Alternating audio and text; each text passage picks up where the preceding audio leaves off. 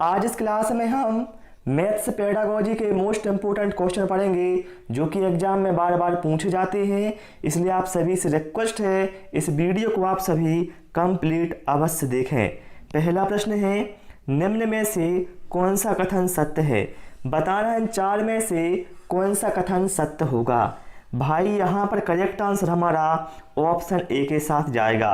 हम सभी जानते हैं वर्ग की लंबाई और चौड़ाई बराबर होती है, अर्थात हम कह सकते हैं वर्ग की चारों भुजाएं कैसी हैं, बराबर होती हैं, जो कि एक विशेष प्रकार का आयत होता है।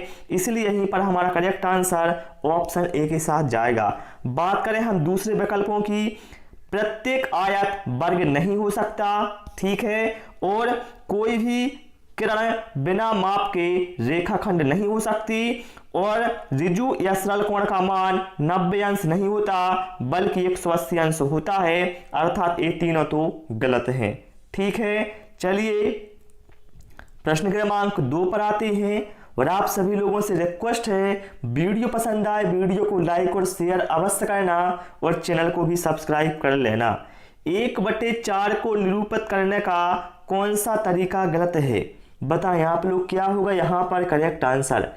ध्यान रखिएगा, जब भी आप भिन्नात्मक रूप चित्र के द्वारा दर्शाएंगे तो उसमें समान भाग होना आवश्यक है। जैसे इसमें समान भाग हैं चारों, ये सही है, इसमें भी चारों भाग समान हैं, ये बिल्कुल सही 1/4 को दर्शा रहा है, ये भी सही है।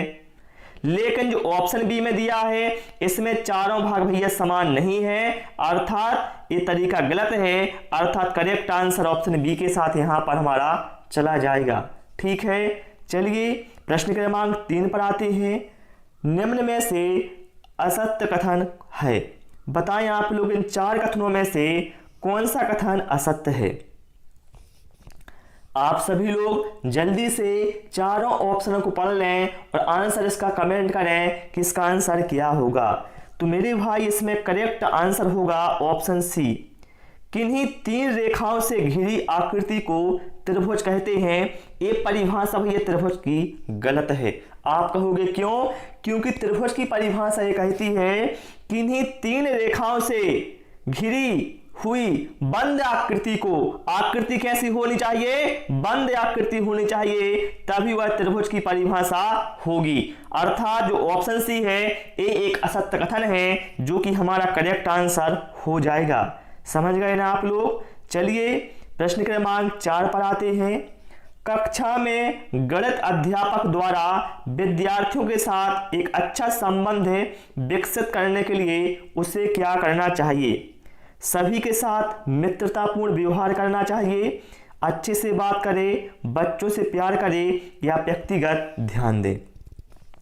साथियों, यदि गणित का अध्यापक चाहता है कि विद्यार्थियों के साथ उसका एक अच्छा संबंध विकसित हो तो इसके लिए शिक्षक को व्यक्तिगत ध्यान देना चाहिए, और इससे क्या है, यदि वो व्यक्तिगत ध्यान देगा तो शिक्षण अधिगम प्रक्रिया सुचारू रूप से होगी, और साथ साथ बच्चों में शिक्षक के प्रति सम्मान भी बढ़ेगा, अर्थात एक अच्छा संबंध विकसित होगा। करेक्ट आंसर ऑप्शन डी के साथ यहां पर चला जाएगा। प्रश्न क्रमांक 5 पर आते हैं। भिन्नों का योग पढ़ाते समय शिक्षक को नीचे दी हुई एक त्रुटि ज्ञात हुई।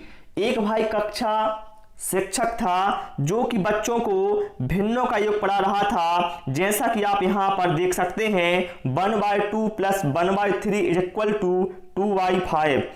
आप यहां पर देख रहे हैं ये यहां पर गलत किया है छात्रों ने, ठीक है।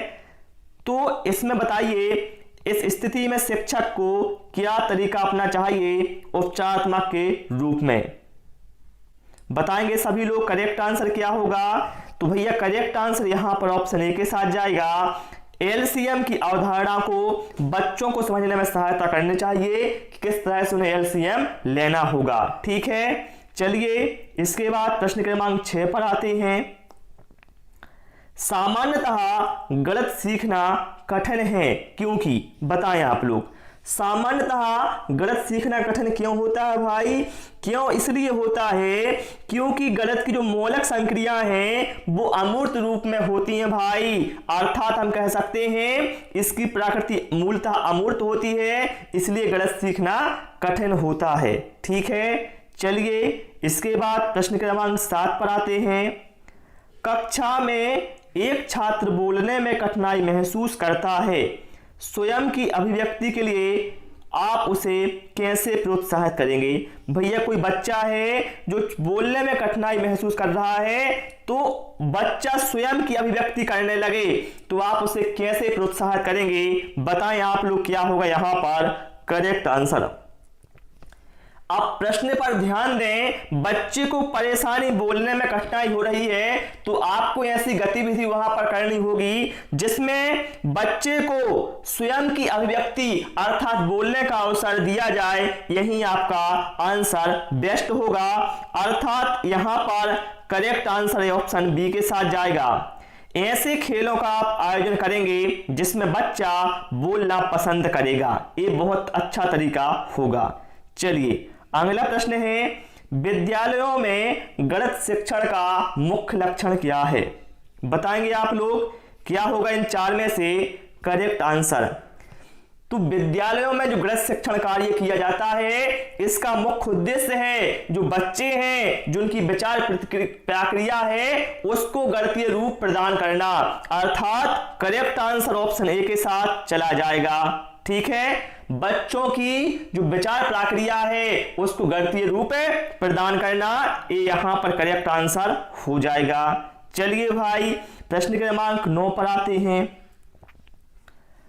गणित के अधिगम के प्रति शिक्षार्थी की संवेदनशीलता जागृत करने के लिए प्रभावी उपाय क्या है? बताएं आप लोग, क्या होगा यहां पर करेक्ट आंसर। ऑप्शन है, देखिए यहां विषम नहीं, यहां पर विषय है, सुधार लेना। विषय सामग्री को शिक्षार्थी के अनुभव के क्षेत्र से संबंधित करना, ये तो बिल्कुल सही है भैया। यदि आप उसे शिक्षार्थी के अनुभव से जोड़ते हैं तो उसे अधिगम में आसानी होगी। जो पढ़ाया जाना है उससे संबंधित प्राप्त पूर्व ज्ञान की जांच करना, ये भी सही है भैया, पूर्व ज्ञान की जांच भी करना चाहिए।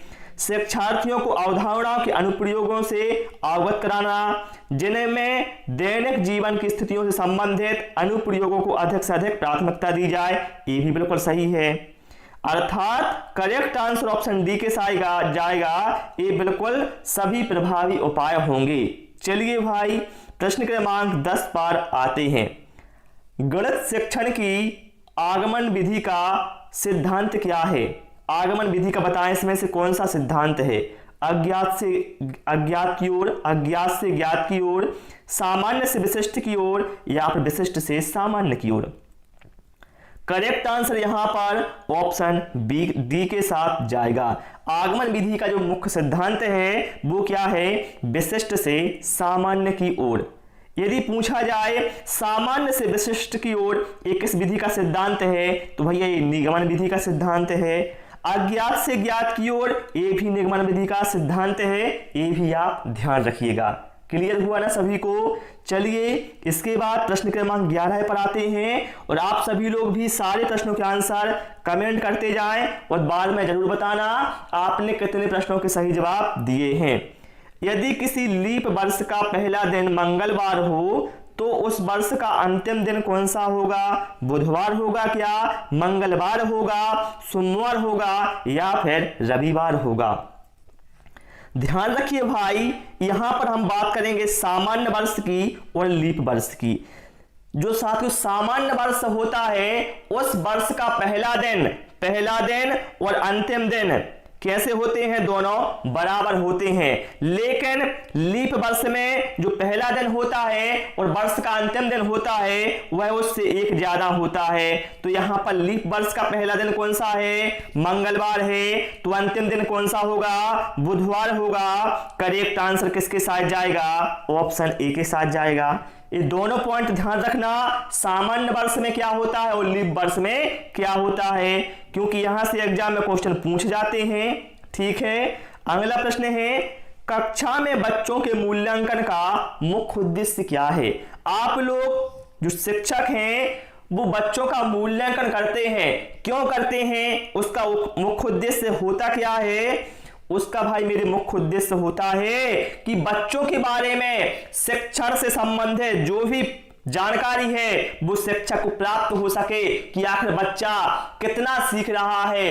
वो पूरी जानकारी मूल्यांकन के माध्यम से बच्चे की शिक्षक को प्राप्त हो जाती है। इसलिए यहां पर करेक्ट आंसर ऑप्शन बी के साथ हमारा चला जाएगा कि बच्चों के तुलनात्मक प्रावीण्यता की जानकारी शिक्षक को प्राप्त। ठीक है, ये होगा यहां पर करेक्ट आंसर। चलिए अगला प्रश्न क्या है? यदि एक शिक्षार्थी की बुद्धि लब्धि 100 हो तो इसका आशय है कि भैया मेरे हम सभी को पता है, क्या पता है कि बुद्धि लब्धि बराबर क्या होता है? बताएंगे आप लोग क्या होता है? बुद्धि लब्धि बराबर होता है मानसिक आयु अपॉन में वास्तविक आयु इंटू 100।